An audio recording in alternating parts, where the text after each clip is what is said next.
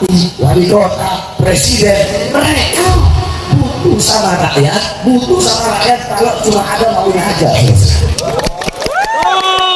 Tapi gimana? Lihat nih, mau pemilu ini, makanannya pakai jilbab.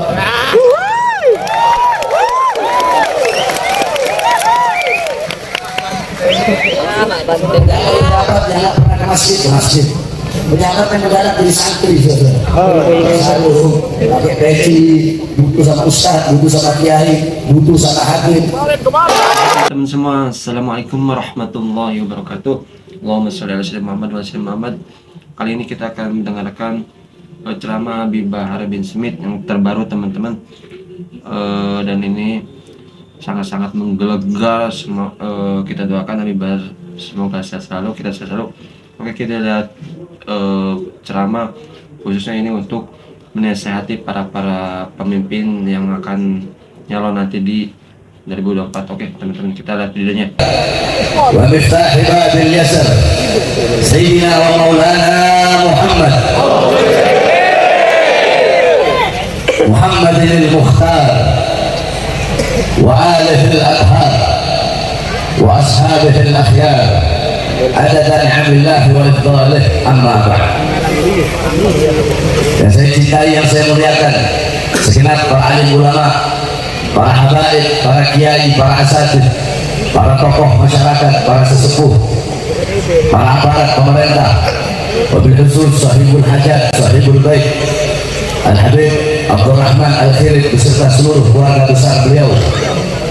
Yang saya cintai, yang saya muliakan, segenap panitia peringatan Maulid Nabi besar Muhammad beserta seluruh hadirin hadirat, bapak-bapak, ibu-ibu, khususnya para pemuda-pemudi umat baginda Nabi besar Muhammad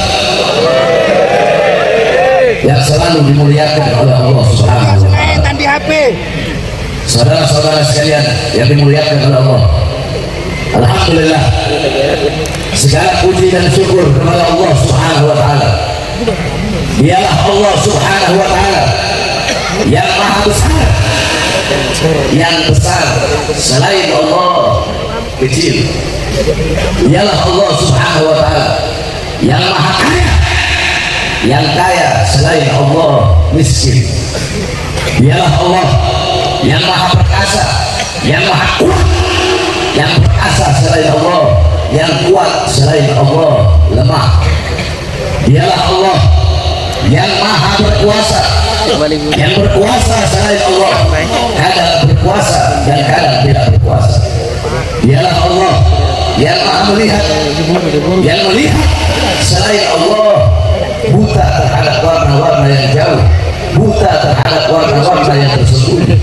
Dialah Allah yang maha mendengar, yang mendengar selain Allah tuli terhadap suara-suara yang jauh dan suara-suara yang dekat akan menulikannya. Dialah Allah Subhanahu wa Ta'ala yang maha hidup, yang hidup selain Allah pasti akan mati, yang ada selain Allah pasti akan tiada, yang wujud selain Allah pasti akan binasa. Sedangkan hidupnya Allah, adanya Allah, wujudnya Allah selama-lamanya kekal abadi, tidak akan pernah musnah dan tidak akan pernah binasa. Dialah Allah yang dimana kedekatan hamba dengannya tidak akan membuat hamba itu setara atau sama dengannya, dan jauhnya hamba darinya tidak akan menjadikan diri penghalang, diri pembatas yang menghalangi antara dirinya dengan hambanya. Dialah Allah yang dimana pada malam hari yang mulia ini, di tempat yang penuh dengan keberkahan ini tempat menjadi tempat yang Allah Subhanahu wa Ta'ala turunkan rahmat, Allah turunkan hidayah, Allah turunkan maghfirah, Allah turunkan berkah. Hamba-hamba yang duduk di majlis pada malam hari ini menjadi hamba-hamba yang mulia, yang dimuliakan oleh yang maha mulia. Hamba-hamba yang duduk pada malam hari ini menjadi hamba-hamba yang Allah ampuni dosa-dosanya yang telah lalu dan dosa-dosa yang akan datang, dosa-dosa yang tampak dan dosa-dosa yang tidak tampak, dosa-dosa yang besar dan dosa-dosa yang kecil. Kita duduk pada malam hari ini, Allah Subhanahu wa Ta'ala akan dalam hati kita cahaya kasih sayang, cahaya pengampunan, cahaya petunjuk, cahaya hidayah, cahaya taufik. Sebab duduknya kita pada malam hari ini mendapatkan keberkahan, mendapatkan kemuliaan, mendapatkan keagungan, mendapatkan keutamaan daripada maulid baginda Nabi besar Muhammad sallallahu alaihi wasallam. Saudara-saudara sekalian yang dimuliakan oleh Allah, tadi guru kita Habib Zaki telah panjang lebar menjelaskan tentang akhlak Nabi Muhammad, menjelaskan budi pekerti Nabi Muhammad, adab Nabi Muhammad sallallahu alaihi wasallam, menjelaskan sirah Nabi Muhammad, tarikh baginda Nabi Muhammad sallallahu alaihi wasallam. Jadi pada kesempatan yang mulia ini saya nggak sabar, saya nggak bisa lama-lama. Saya baru sampai dari sore. Saya dapat dari Sulawesi, acara haul saya punya abah, haul yang ke-12.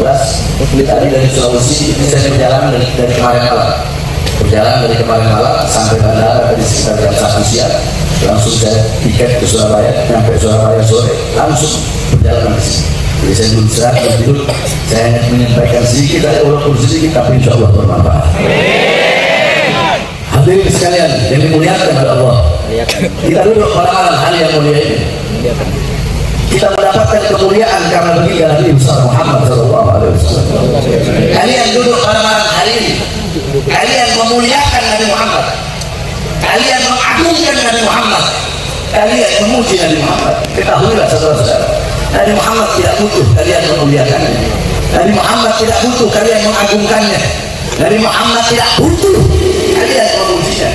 Kalian memuliakan Nabi Muhammad, kemuliaan Nabi tidak akan bertambah. Kalian mengagungkan Nabi Muhammad, keagungan Nabi tidak akan bertambah. Kalian memuji Nabi Muhammad, terpujinya Nabi tidak akan bertambah. Kalian memuliakan Nabi, bukan Nabi yang bertambah mulia, tapi kalian yang menjadi mulia karena memuliakan Nabi besar Muhammad. Kalian mengagungkan Nabi, bukan Nabi Muhammad yang bertambah agung, tapi kalian yang menjadi agung karena telah mengagungkan baginda Nabi besar Muhammad. Kalian menjadi terpuji, kalian dipuji oleh para penduduk langit, kalian dipuji oleh para malaikat karena kalian telah memuji manusia terpuji baginda Nabi besar Muhammad sallallahu alaihi wasallam. Segala sesuatu yang berkaitan dengan Nabi, segala sesuatu yang berhubungan dengan Nabi, maka sesuatu ini menjadi mulia. Saudara-saudara, satu contoh, Nabi Muhammad sallallahu alaihi wasallam, yakni waktu sahur, sepertiga malam, sepertiga malam menjadi saatul ijabah, sepertiga malam menjadi waktu dikabulkan doa. Allah turun ke langit dunia, Allah berseru, hal min taibin, hal min mustaghfirin, adakah yang mau bertobat? Adakah hamba-hamba yang bertobat? Aku terima tobatnya. Adakah hamba-hamba yang meminta ampun? Aku ampuni dosa-dosanya. Adakah hamba-hamba yang punya hajat yang meminta kepadaku? Aku kabulkan permintaannya, aku kabulkan hajatnya setiap sepertiga malam. Pertanyaannya, kenapa sepertiga malam menjadi waktu dikabulkan doa? Para ulama berkata, karena sepertiga malam waktu sahur, sepertiga malam adalah waktu dilahirkan Nabi Muhammad, sehingga waktu lahirnya Nabi menjadi waktu yang dikabulkan doa oleh Allah Subhanahu wa Ta'ala. Waktu tersebut berkaitan dengan Nabi Muhammad, sehingga waktu itu menjadi mulia. Kita pada malam hari ini duduk di sini memuliakan Nabi, mengagungkan Nabi, memuji Nabi, kita menjadi mulia karena baginda Nabi besar Muhammad. Alam tara jildal hakira mugabbalan bil fadafi lama ansara jildal mushafi. Tidak pernahkah engkau melihat, tidak pernahkah engkau tahu, tidak pernahkah engkau mendengar, tidak pernahkah engkau melihat kulit-kulit yang tidak berharga, kulit-kulit yang tidak bernilai, kulit tersebut dicium oleh kulit-kulit ketika kulit itu menjadi sampul daripada ayat suci Al-Quran. Andaikan kulit itu menjadi sampulnya dompet, menjadi sampulnya tas, menjadi sampulnya sepatu, maka kulit tersebut walaupun kita pegang tidak punya wudhu, apa-apa, kita mau taruh di bawah, tidak apa-apa. Tapi jika kulit tersebut menjadi sampul dari ayat suci Al-Quran, menentunya harus punya wudhu, harus ditaruh di tempat yang tinggi, harus pakai akhlak, harus pakai adab di dalam membawa dan menyentuh kulit tersebut. Kenapa? Kulit tersebut menjadi mulia, kulit tersebut menjadi mulia karena bercampur dengan sesuatu yang mulia, yaitu Al-Quran. Nah, kita ibarat kulit tersebut, Al-Qurannya adalah baginda Nabi bersama Muhammad sallallahu alaihi wasallam. Jadi kita menjadi mulia karena memuliakan Nabi Muhammad, kita menjadi agung karena mengagungkan baginda Nabi bersama Muhammad sallallahu alaihi wasallam. Saudara-saudara, kita duduk pada malam hari berbahagia bergembira dengan maulid Nabi Muhammad, dengan lahirnya Nabi Muhammad. Siapa yang memerintahkan? Yang memerintahkan bukan para ustaz, bukan para kiai, bukan para habaib, bukan malaikat, bukan Nabi Muhammad SAW. Yang memerintahkan kita bergembira, berbahagia dengan lahirnya Nabi. Yang memerintahkan adalah Allah Subhanahu Wa Taala. Dalam Al-Quran Allah Subhanahu Wa Taala berfirman, "Qul bifadlillah wa birahmatihi fabidzalika falyafrahu." Katakanlah, dengan karunia Allah, dengan anugerah Allah, dan dengan rahmatnya Allah Subhanahu Wa Taala, maka dengan karunia dan rahmat tersebut falyafrahu, hendaklah mereka bergembira, hendaklah saya bergembira, hendaklah kalian bergembira, hendaklah kita bergembira dengan adanya karunia Allah dan dengan adanya rahmat Allah. Apa karunia Allah? Apa rahmat Allah? Para ulama ahli tafsir banyak daripada beliau mengatakan dalam kitab tafsir Jami'ul Bayan, Al-Imam Ibnu Jarir Al-Tabari, dalam kitab tafsir Ma'anim Tanzil, Al-Imam Bahawi, juga dijelaskan oleh Imam An-Nasafi dalam kitab Madarijut Tanzil, Al-Imam Baydawi dalam kitab Anwarut Tanzil, Al-Imam As-Suyuti dalam kitab Abdul Marfud, Tafsir bin Ma'thur dari Imam As-Suyuti. Beliau ada yang mengatakan anugerah Allah, karunia Allah, ada yang mengatakan Islam, ada yang mengatakan iman, ada yang mengatakan Al-Quran, ada yang mengatakan ilmu, ada juga yang mengatakan akal. Sedangkan rahmat Allah sebagaimana dalam ayat yang lain Allah berfirman, "Wa ma arsalnaka illa rahmatan lil alamin." Tidak aku utus engkau wahai Muhammad kecuali engkau adalah rahmat bagi seluruh alam semesta. Maka dengan adanya iman, Islam, Al-Quran, ilmu sebagai karunia Allah, dan dengan adanya Nabi Muhammad sebagai rahmat Allah yang paling besar, rahmat Allah yang paling luas, rahmat Allah yang paling agung, dengan adanya itu semua falyafrahu, maka bergembiralah saya, bergembiralah engkau, bergembiralah kalian, bergembiralah kita semua dengan adanya Nabi besar Muhammad sebagai rahmat Allah yang paling besar, yang paling agung, yang paling luhur. Saudara-saudara, jangankan saya, jangankan kalian, jangankan kita umat yang beriman kepada Nabi, yang cinta kepada Nabi Muhammad Sallallahu Alaihi Wasallam. Dalam riwayat dijelaskan, Sayyidina Abbas bin Abdul Muttalib, Sayyidina Abbas bin Abdul Muttalib, beliau bermimpi berjumpa dengan Abu Lahab. Di dalam mimpinya Abu Lahab sedang diazab, Abu Lahab sedang disiksa oleh Allah di dalam neraka. Akan tetapi saudara-saudara, setiap hari Senin Allah ringankan azab dan siksanya Abu Lahab dari selah-selah darinya bisa keluar air, sehingga Abu Lahab bisa minum dari air tersebut. Maka kemudian Sayyidina Abbas bertanya, "Wahai Abu Lahab, kenapa Allah ringankan azabmu? Kenapa Allah ringankan siksamu setiap hari Senin?" Apa jawab Abu Lahab? "Ya, karena Muhammad lahir pada hari Senin. Ketika itu aku punya budak bernama Suwaibah. Suwaibah datang kepadaku membawa kabar kelahiran Muhammad. Aku senang, aku gembira, aku bahagia dengan lahirnya Muhammad, dengan kabar kelahiran Muhammad, sehingga saking senangnya aku, saking bahagianya aku merdekakan Suwaibah yang telah datang membawa kabar kelahiran Muhammad. Karena kegembiraanku yang sesaat, karena rasa bahagiaku sesaat dengan lahirnya Muhammad, maka karena itu Allah ringankan azab dan siksaku hanya setiap hari Senin." Saudara-saudara, itu Abu Lahab yang mati dalam keadaan kafir, Allah ringankan azab dan siksanya setiap hari Senin karena pernah bergembira sesaat dengan lahirnya Nabi besar Muhammad. Bagaimana dengan saya? Bagaimana dengan kalian? Bagaimana dengan engkau? Bagaimana dengan kita sebagai umat Nabi? Kalau kita bergembira seumur hidupnya kita dengan lahirnya baginda Nabi besar Muhammad Sallallahu Alaihi Wasallam, maka saudara-saudara, bulan Maulid yang penuh dengan kemuliaan ini, bulan Maulid yang penuh dengan keutamaan ini, kita harus berbahagia, kita harus senang, pasang senyum, harus bergembira. Ya, engkau kalau Idul Fitri engkau senang, engkau gembira. Kalau Idul Adha engkau senang, engkau gembira. Maka Maulid engkau harus lebih berbahagia, harus lebih bahagia daripada Idul Fitri dan Idul Adha. Karena Id sesungguhnya bagi kita adalah lahirnya Nabi Muhammad. Karena kalau bukan karena Maulidnya Nabi, tidak akan ada hari-hari yang mulia dalam Islam. Kalau bukan karena lahirnya Nabi, tidak akan ada Islam, tidak akan ada iman, tidak akan ada Idul Fitri, tidak akan ada Idul Adha, tidak akan ada Ramadan, tidak akan ada Fathul Makkah, tidak akan ada hari-hari yang mulia dalam Islam, tidak akan ada bulan-bulan yang mulia dalam Islam.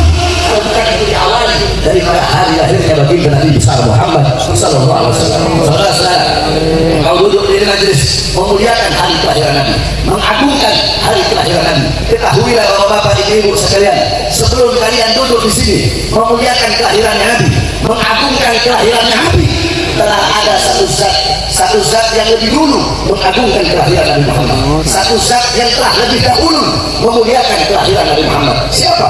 Allah Subhanahu wa Ta'ala. Allah punya cara sendiri untuk memuliakan hari kelahiran Nabi Muhammad. Kalau cara kita sebagai umat memuliakan kelahiran Nabi, mengagungkan maulid Nabi, kita duduk berkumpul di sini, kita baca sholawat, kita baca sirah, baca tarikh Nabi, berkumpul bersama para ulama, para ustaz, para kiai, para habaib, mendengarkan nasihat-nasihat, mutiara-mutiara hikmah, mutiara-mutiara ilmu dari mulut para ulama, para ustaz, para kiai, para habaib, duduk di kita bersholawat, memuliakan Nabi, memuji Nabi.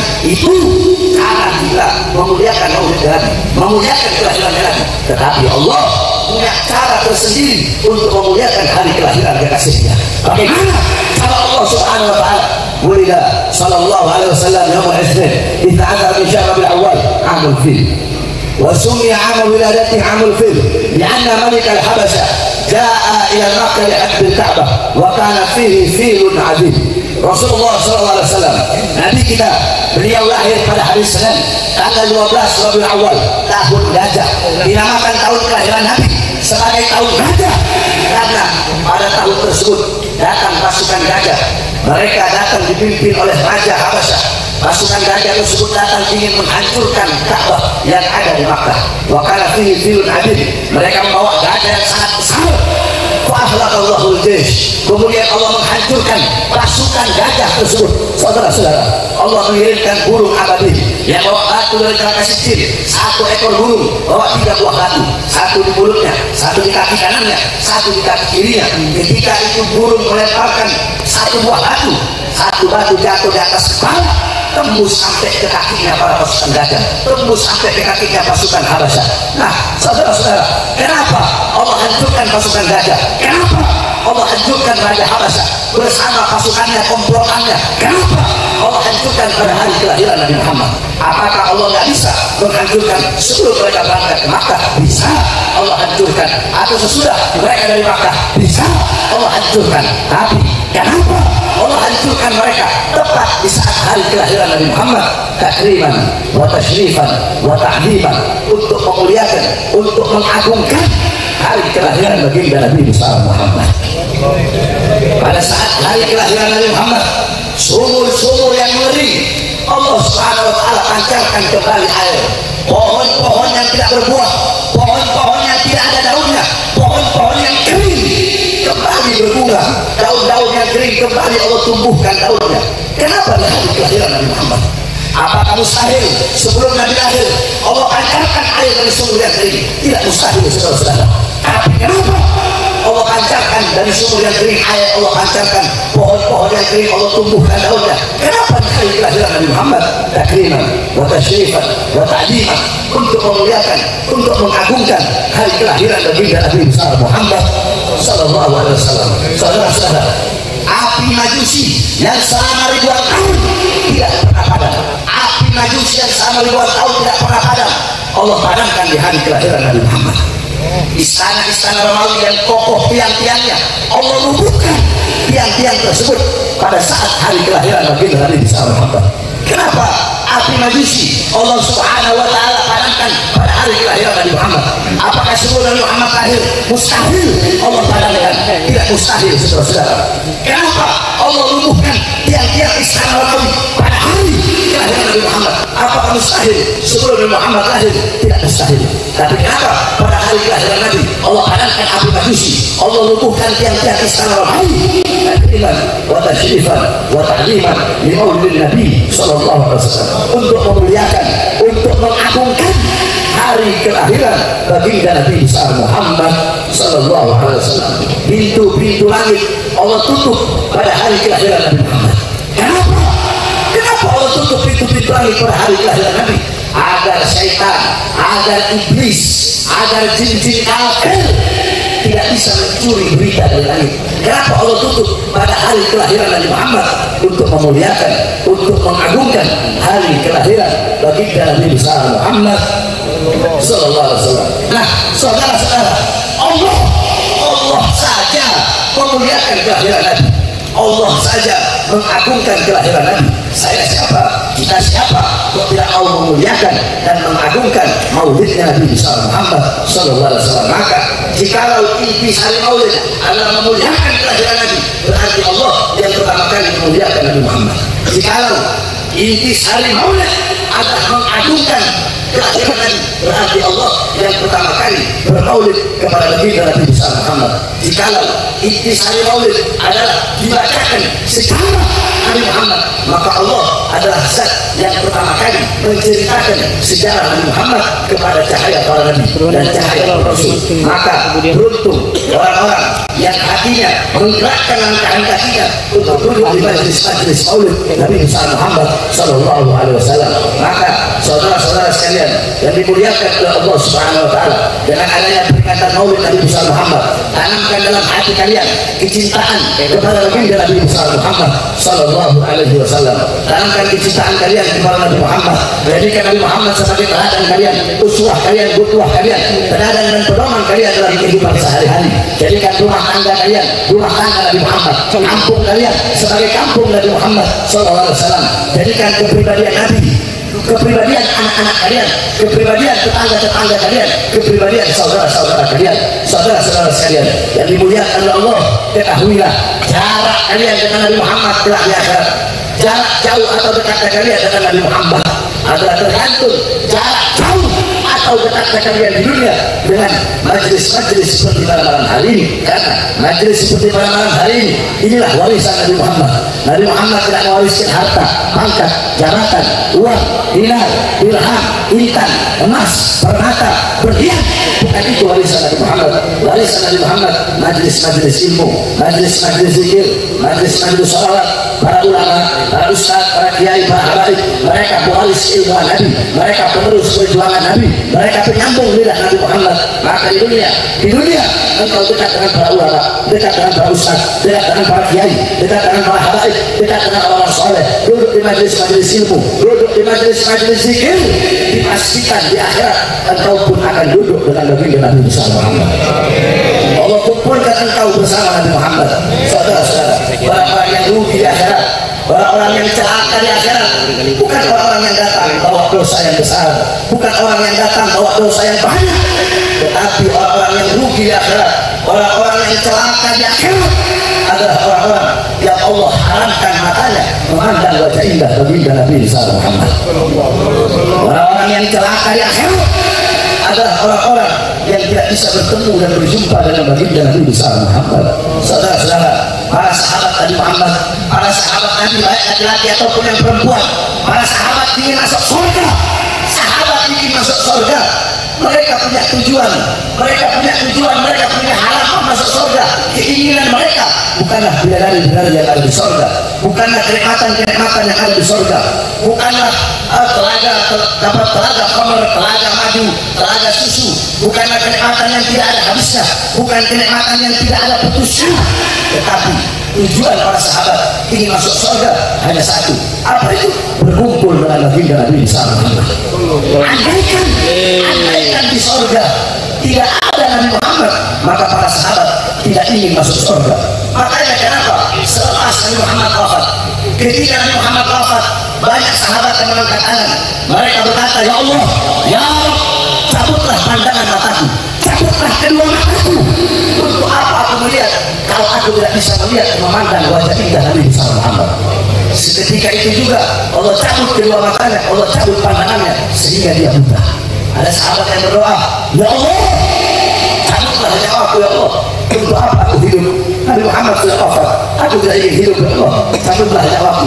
Seketika itu juga dia mati seterusnya. Bahkan ketika Rasulullah SAW telah dikubur di rumah Sayyidatina Aisyah, ja'at imra'atun li Aisyah radhiyallahu anha faqalat ya Aisyah ikshifi qabran Nabi sallallahu alaihi wasallam. Fa'ashafat qabran Nabi sallallahu alaihi wasallam, fadakhalat fabakat hatta matat. Datang seorang perempuan dan berkata kepada Sayyidatina Aisyah, wahai Aisyah, tolong bukakan bagiku kuburnya Nabi Muhammad sallallahu alaihi wasallam. Karena para nabi dan para rasul di mana beliau beliau harus dikuburkan. Beliau wafat dalam kamar, harus dikuburkan di tempat yang di mana beliau wafat. Rasulullah SAW beliau dikuburkan di kamar Sayyidatina Aisyah, karena pada kamar tersebut, di dalam kamar tersebut beliau wafat. Maka datang seorang perempuan dan berkata, wahai Aisyah, bukakan bagiku kuburnya Nabi Muhammad SAW. Dibuka pintu kamarnya atau pintu kuburnya Nabi Muhammad. Ketika dibuka pintu kubur, masuk ini perempuan. Fadakhalat fabakat hatta matat. Itu perempuan menangis, merengek-rengek di kubur Nabi. Dia menangis sampai dia mati saat itu juga selesai. Kenapa banyak yang minta mati setelah wafatnya Nabi Muhammad? Ini adalah muntaha syauq. Ini adalah puncak kerinduan mereka kepada baginda Nabi besar Muhammad sallallahu alaihi wasallam. Kenapa? Karena mereka ingin berkumpul dengan Nabi, bukan hanya di dunia saja, tetapi mereka bahkan ingin berkumpul di akhirat bersama Nabi besar Muhammad sallallahu alaihi wasallam. Maka celaka, maka rugi bagi orang-orang yang di akhirat tidak bisa memandang wajah indah baginda Nabi besar Muhammad sallallahu alaihi wasallam. Engkau ingin berjumpa dengan Nabi, engkau ingin memandang wajah Nabi, maka di dunia gunakan kedua matamu, memandang wajah para ulama, memandang wajah para orang soleh, memandang wajah para ustaz, para kiai, para habaib. Gunakan seluruh jawarihmu, anggota tubuhmu untuk melakukan perkara-perkara diridhoi oleh Allah, melakukan syariat Allah, melakukan kewajibanmu kepada Allah, melakukan sunnah-sunnah baginda Nabi besar Muhammad sallallahu alaihi wasallam. Saudara-saudara, kita orang-orang zaman sekarang, pagi, siang, sore, malam, kita terlalu disibukkan dengan urusan-urusan dunia, disibukkan dengan urusan-urusan pekerjaan, dengan urusan nafkah, urusan harta, angkat jabatan, tahta dan kekuasaan, sehingga kita lupa kepada Allah, kita lupa kepada Rasulullah, kita lupa kepada syariat Rasulullah, lupa kepada ajaran Rasulullah, lupa kepada sunnah-sunnah Rasulullah sallallahu alaihi wasallam. Kalian yang bekerja sibuk dengan pekerjaan kalian, kalian yang di sawah sibuk dengan sawah kalian, kalian yang duduk di kursi-kursi kekuasaan, kalian sibuk dengan kekuasaan kalian, pangkat, jabatan, uang kalian masing-masing. Kalian lupa kepada Allah Subhanahu wa taala, kalian berbuat dosa kepada Allah, berbuat maksiat kepada Allah Subhanahu wa taala. Saudara-saudara, tuba liman tardud dunya qabla an tarattah wa rana qabrahu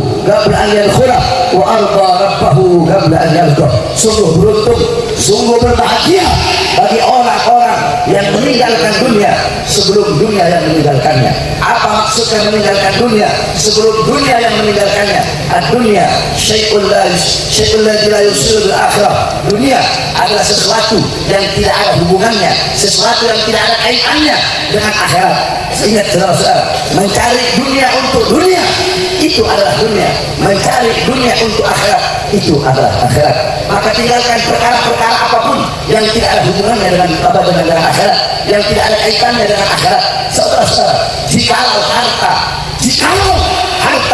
menjadi sebab engkau jauh dari Allah, apalagi harta menjadi sebab putus hubunganmu dengan Allah, maka tinggalkan harta tersebut. Jikalau pangkat menjadi sebab engkau jauh dari Allah, tinggalkan pangkat tersebut. Jikalau pekerjaan menjadi sebab engkau jauh dari Allah, tinggalkan pekerjaan tersebut. Apapun itu, jikalau itu menjadi sebab engkau jauh dari Allah, maka tinggalkan perkara tersebut. Tinggalkan. Saudara-saudara, kita sibuk dengan urusan dunia. Dunia semakin engkau cari, dunia nggak bakal engkau dapat.